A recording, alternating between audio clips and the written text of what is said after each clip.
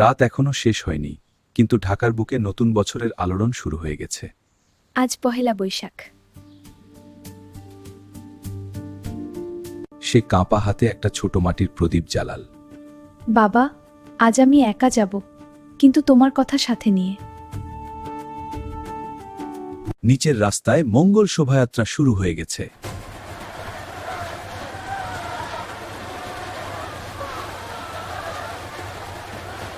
নতুন বছর মানে নতুন করে শুরু করা বাবু।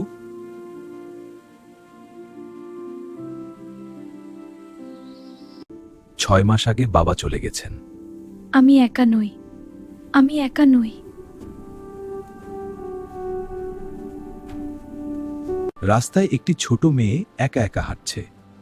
কোথায় যাচ্ছিস রে?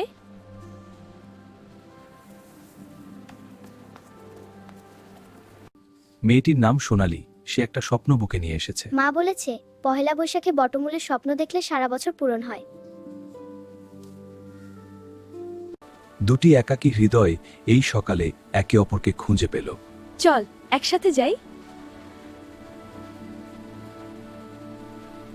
হাত ধরাধরি করে তারা শোভাযাত্রায় যোগ দিল। তুমি আমার বড় আপু হবে। হ্যাঁ রে, আমি তোর বড় আপু। ওয়াও, আমরা সব সময় একসাথে থাকবো।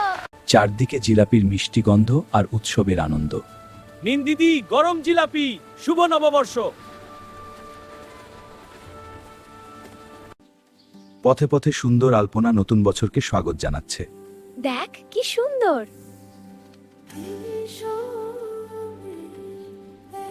বিশাল মুখোশ আর ফ্লোট রাস্তা দিয়ে যাচ্ছে। ওই দেখো, উড়ন্ত পাখি।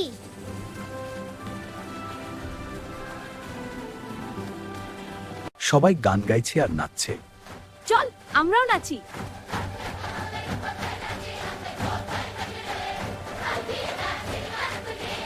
অবশেষে তারা রমনার বটমূলে পৌঁছালো। এখানে আমি স্বপ্ন দেখব।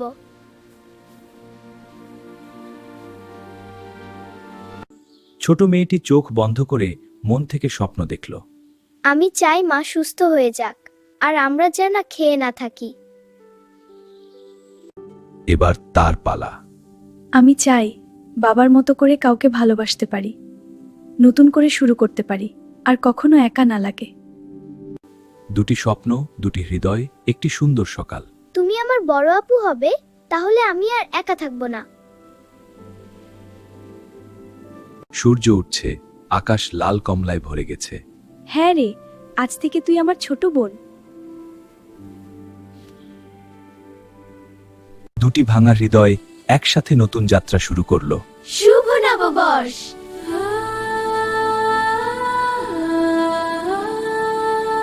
পহেলা বৈশাখ এসেছিল, শুধু নতুন বছর নয়, দুটি প্রাণের জন্য নতুন আশা আর নতুন বন্ধন নিয়ে।